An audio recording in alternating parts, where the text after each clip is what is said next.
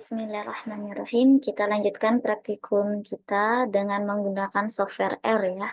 Jadi silakan softwarenya atau R-nya disiapkan, masing-masing buka R-nya. Oke, sekarang kita mau yang pertama adalah mencoba untuk membuat tabel 3 arah ya, tabel kontingensi 3 arah. Jadi tadi di latihan ketiga di situ ada tabel kontingensi 3 arah.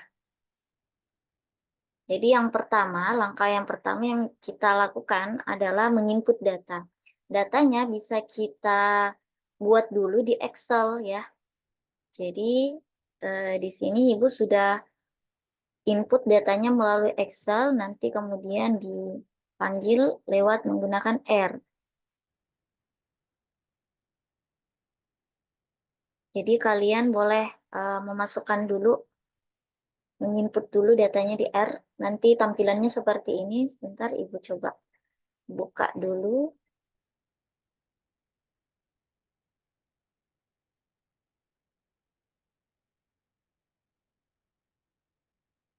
Nah, ini nanti datanya ya. Jadi ini diambil dari soal. Jadi yang di soal itu dimasukkan ke Excel.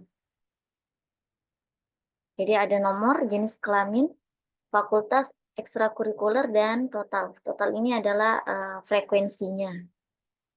Kemudian selanjutnya setelah kita save, jadi kalian save ini, di sini Ibu nama filenya adalah 3 arah.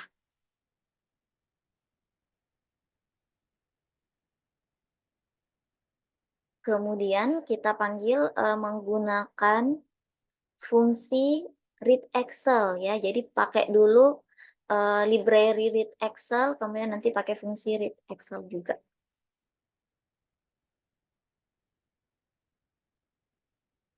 Read Excel. Kalau library-nya ini udah library read Excel, kemudian panggil datanya.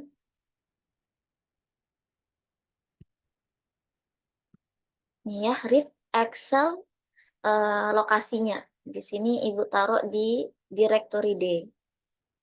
Sudah, kemudian kita lihat, kita tampilkan datanya. Ya, ini tadi data kita. Nah, selanjutnya kalau sudah, jadi kalau misalnya Ibu kecepatan, videonya boleh diperlambat gitu ya, atau kelambatan, videonya boleh dipercepat. Kemudian selanjutnya kita mau buat tabel 3 arah. Nah, untuk membuat tabel 3 arah, kita akan menggunakan fungsi yang namanya Xtabs. Jadi fungsi ini sudah default di R, jadi tidak perlu memakai library lagi gitu ya. Nggak perlu memakai library tertentu. Jadi misalnya Ibu ketikkan three way, ini 3 arah, kemudian pakai fungsi Xtabs, kemudian di situ total, ya total ini adalah frekuensinya kita, kemudian ada garis bergelombang, ya, kemudian jenis kelamin, fakultas, dan ekstrakurikuler. Yang menjadi kolom itu ditaruh di paling terakhir. Jadi yang kita jadikan kolom nanti adalah ekstrakurikuler ya. Nah, yang ekstrakurikuler ini ditempatkan di bagian paling terakhir. Ya, kemudian koma data. Data ini adalah nama data kita. Jadi kalau misalnya datanya kalian namanya DF, berarti di situ koma DF. Kemudian enter. Kemudian kita bisa cek apakah sudah sesuai dengan kemauan kita. Ya, jadi nanti bentuknya seperti ini.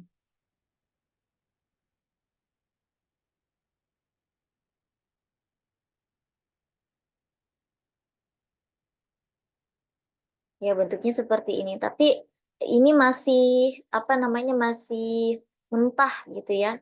Nah, kalau misalnya mau diperbagus lagi, kita bisa pakai fungsi F-table. Di three-way F-table three-way. Nah, ya seperti itu ya. Jadi kita cek apakah sudah sesuai dengan kemauan kita. Nah, ya. Jadi kita maunya seperti ini bentuknya ya. Jadi jenis kelamin, kemudian fakultas, dan di bagian kolom ada ekstrakurikuler. Jadi bentuknya sudah tabel kontingensi 3 arah. Nah, eh, untuk tambahan kita bisa menambahkan masing-masing jumlahan ya. Jadi jumlahannya berapa di bagian baris dan di bagian kolom dengan memakai fungsi add margins. Nah, jadi bentuknya seperti ini. Jadi kalau kita pakai fungsi add margins enggak yang ditampilkan totalnya, nama-nama variabelnya tidak ditampilkan. Jadi kita bisa lihat ternyata total keseluruhan mahasiswa dalam tabel ini ada 571 ya. Di bagian bawah itu 571 itulah totalnya. Kemudian total kolom yang pertama atau total kolom bahasa ada 260 orang, total kolom komputer 311 ya, dan seterusnya. Jadi add margins ini untuk peubah ekstrakurikuler di bagian kolom dan peubah fakultas di bagian baris. Nah, ini kita sudah membuat tabel 3 arah. Selanjutnya, kita mau buat tabel 2 arah berdasarkan fakultas. Jadi di soalnya tadi ya, di nomor bagian B, itu disuruh hitung peluang bersyarat berdasarkan fakultas. Maka kita akan buat tabel 2 arah masih sama dengan sebelumnya pakai X-steps. Jadi seperti ini. Hanya saja untuk jenis kelaminnya dihapus. Ya, kalau tadi kan ada 3 jenis kelamin plus fakultas plus ekstrakurikuler. Sekarang fakultas plus ekstrakurikuler saja. Kita cek bentuknya. Nah, hasilnya seperti ini. Kalau mau ditambahkan margins, boleh ditambahkan margins.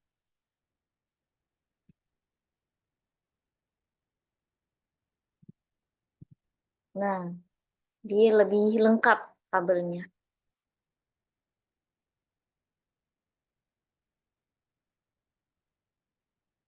Ya, kalau yang tadi marginsnya yang 3 arah, ya 3 arah itu semua baris ya, maaf tadi bukan hanya fakultas. Ya, tapi semua baris termasuk jenis kelamin.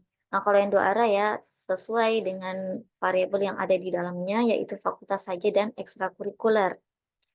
Nah, untuk perhitungan tabel peubah bersyaratnya, untuk perhitungan peluang bersyaratnya, itu sudah dilakukan di pertemuan sebelumnya. Jadi nanti silakan dicoba ya. Ini Ibu contohkan saja bagaimana cara membuat tabel 2 arahnya.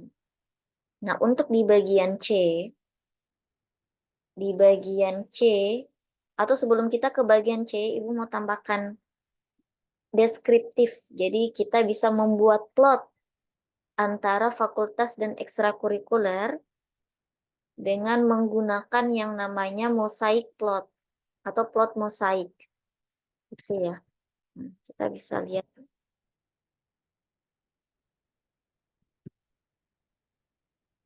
Mosaic plot. Nah, bentuknya nanti seperti ini. Ya. Jadi kelihatan di sini yang paling besar frekuensinya yang mana gitu ya. Jadi kalau kita lihat di sini yang paling besar frekuensi untuk bahasa berdasarkan fakultas itu ekonomi. Komputer yang paling besar itu teknik gitu. Nah, kalau misalnya mosaic plotnya mau ditambahkan warna biar lebih jelas, kita boleh menambahkan warna. Nah, jadi ditambahkan aja color ya sama dengan C. Di sini Bu pakainya dark red.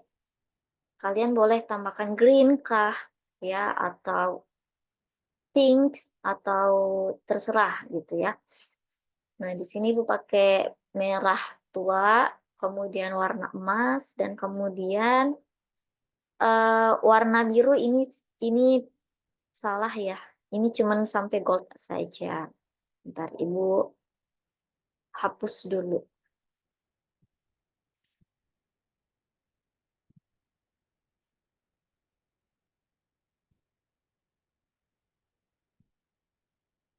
Ya, sampai situ aja. Jadi bentuknya seperti ini. Yang blue tidak dipakai karena hanya ada 2 kategori. Oke, seperti itu. Nah, selanjutnya kita pindah ke bagian C. Di bagian C itu adalah tabel kontingensi berdasarkan 2 arah. Kita mau buat berdasarkan 2 arah untuk jenis kelamin dan kita mau hitung odd rasionya. Kenapa yang di tabel F atau yang berdasarkan fakultas kita tidak hitung tabel rasio odd rasionya? Karena odd rasio itu khusus tabel 2 kali 2. Jadi khusus untuk peubah dikotomus. Karena fakultas ini terdiri dari 3 kategori, maka tidak bisa dihitung odd rasionya. Nanti kita coba ya. Nah, kemudian di sini kita akan buat tabel 2 arah untuk jenis kelamin. Nah, bentuknya seperti ini. Kita bisa tambahkan lagi add margins-nya untuk melihat totalnya. Ya, nah ini hasilnya. Selanjutnya, untuk menghitung odd ratio, kita bisa menggunakan fungsi Fisher test. Jadi kalau kemarin ada apa namanya sempat membahas uji Fisher, nah di sini ya. Jadi odd ratio bisa dihitung dengan menggunakan fungsi Fisher test. Laki-laki. Oh iya, ini salah ya. Ini tidak pakai reference. Tidak ada tag ref. Nah, Ibu hapus biar tidak error. Oke, nah seperti ini. Nah, selanjutnya karena sebenarnya yang kita lakukan ini sebenarnya uji Fisher, tapi yang kita butuhkan hanya odd rasionya saja, maka kita panggil estimate dari odd ratio, dari OR. Nah, hasilnya seperti ini. Jadi odd rasionya adalah 0,675. Begitu ya. Nah, dari mana dapat 0,675? Yang diambil adalah odd ratio dari bahasa berdasarkan jenis kelamin, begitu ya. Kenapa yang diambil bahasa, kenapa bukan yang komputer? Karena di R, dia default-nya itu berdasarkan abjad. Jadi di sini bukan komputer, jadi dia naruhnya bahasa, gitu ya. Bahasa kemudian komputer. Kemudian yang kedua, kategori referensinya yang jadi pembagi itu adalah perempuan, bukan laki-laki. Ya, jadi dia defaultnya kategorinya yang perempuan. Kategori referensinya yang perempuan. Apa itu kategori referensi? Kategori referensi adalah yang nanti sebagai pembagi. Jadi odds yang jadi pembagi itu adalah odds-nya perempuan, bukan odds-nya laki-laki. Kenapa odds-nya perempuan? Karena di R itu default-nya dia disusun berdasarkan abjad. Jadi di sini perempuan. Perempuan ya. Jadi kategori terakhir berdasarkan abjad itu perempuan, maka ini yang menjadi pembagi. Jadi nanti odds laki-laki dibagi odds perempuan. Seperti itu. Maka dapatlah odds rasionya 0,67. Oke, ini langkah-langkah menghitung odd ratio menggunakan R. Silakan kalian lakukan kembali ya apa yang tadi Ibu sudah contohkan. Oh iya, coba kita coba untuk tabel F. Tabel F itu tadi berisikan tabel fakultas dengan ekstrakurikuler. Nah, tadi Ibu katakan untuk otrasio hanya bisa digunakan 2 kali 2, sedangkan yang tabel F itu 3 kali 2. Ya. Nah, bagaimana kalau misalnya apakah bisa? Kita coba kita hitung otrasio untuk tabel F. Apakah bisa?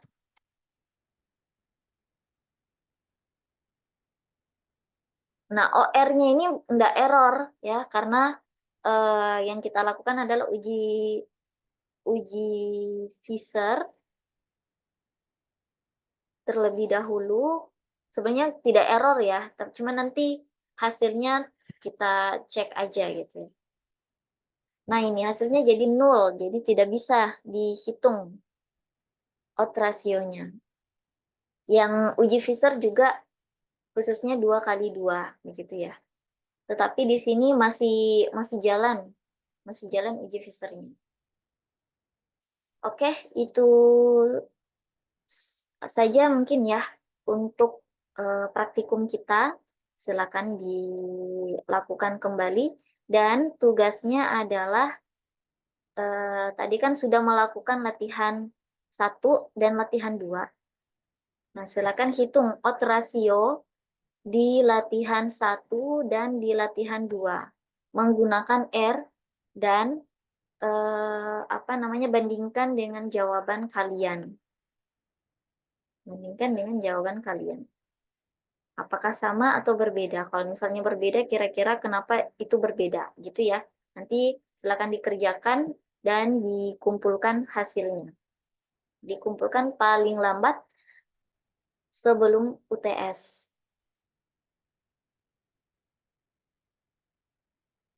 Ya, dalam bentuk Word. Seperti itu. Baik, Ibu ucapkan terima kasih atas perhatiannya ya.